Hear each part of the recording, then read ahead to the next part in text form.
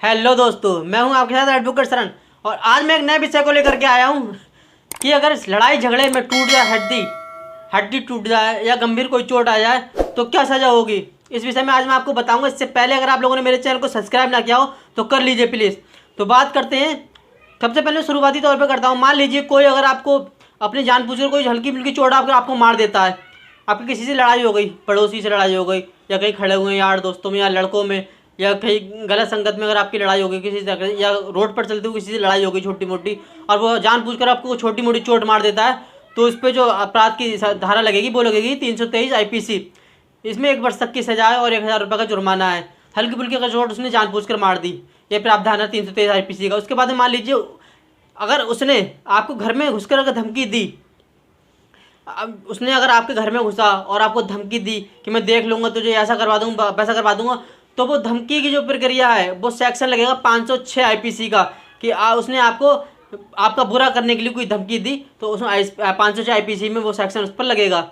उसके बाद में मान लीजिए अगर कोई व्यक्ति 504 IPC का जो अपराध है वो ये है, उसमें 2 वर्ष तक की सजा है। लेकिन उसमें अगर कोई आपको कोई हल्की फुल्की कभी लड़ाई होगी आपकी किसी व्यक्ति से आपकी लड़ाई होगी, मान लीजिए पहले उसने हल्की सी छोटी मोटी आपको चोट मारी तो 323 IPC होगी। उसने अगर गाली भी दे दिया, आपको गाली गलौज कर दिया या अब शब्द कह दिए, अभद्र भाषा का प्रयोग किया, तो वो आपका जो 504 में लग जाता है, 504 IPC में। इसके बाद में मान लीजिए कोई अगर आपकी बिना अनुमति बहुत ही प्लानिंग करके आपके घर में घुसता है, उसने प्लानिंग करी आपकी बिना अनुमति के और अपने घर में घुस के मारा पीटी की धमकी दी और मारा पीटी की, और मान लीजिए बिना प्लानिंग के अगर आपके घर में घुसा बिना अनुमति के, तो वो आपकी 452 IPC में आई जाती है। लेकिन उसके बाद में अगर मारा पीटी की उसने तो वही 323 गाली दी, तो वही लगता है क्या नाम है उसका 504, और अगर आपकी धमकी दी तो 506 आ गया। तो सेक्शन 323, 504, 506 और 452 IPC का ये अपराध अधिकतर नॉर्मली FIR दर्ज हो जाती है अगर कहीं लड़ाई झगड़ा नॉर्मली हो जाता है।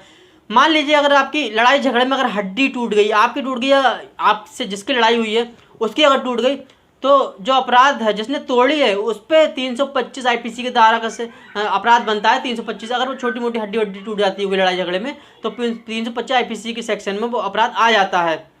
उसके बाद में मान लीजिए गंभीर अपराध, अगर आपने किसी को गोली मार दी वो बच गया, या आपने किसी को गंभीर तरीके से जान से मारने के लिए आपका हमला किया और वो बहुत गंभीर तरीके से लेकिन मरा नहीं कि बच गया, तो वो कहते हैं कि जान से मारने की आपने कोशिश की, तो 307 IPC में वो सेक्शन चला जाता है। उसमें 7 वर्ष तक की सज़ा है। अगर आपने इरादा कत्ल इसे कहते हैं कि आपने उसको कत्ल करने के इरादा से उस पर हमला किया, ये आ गई 307 IPC में। तो अगर ये गंभीर अपराध माना जाता है, इसमें 7 वर्ष तक की सज़ा है। इसमें जुर्माना कोर्ट के अपने आधार पर है जितना वो लगाती है, लेकिन अपराध ये रेयर और गंभीर आ गया।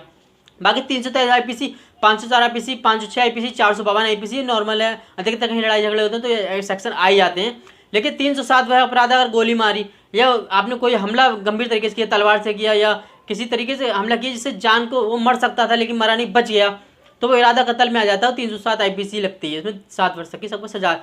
लेकिन मान लीजिए अगर आपने किसी को मारा और मर गया, गोली मारी, या आपने उसको डंडों से मारा, लाठी से मारा, या आपने किसी लोहे की चीज़ से मारा, रॉड से मारा, सरिया से मारा, अब वो अगर मर गया तो वो अपराध बनता है 302 IPC का। उसमें आजीवन कारावास भी है, और अब तो खैर फांसी नहीं है, पहले होती थी। आजीवन कारावास फिलहाल है, उम्र कैद जिसे कह सकते हैं, 302 IPC में वो इस समय भी है। वो बहुत ही गंभीर अपराध है और जुर्माना भी कोर्ट अपनी अधिक जो जुर्माना होता है वो तय करती है, लेकिन उसमें आजीवन कारावास का प्रावधान है 302 IPC में।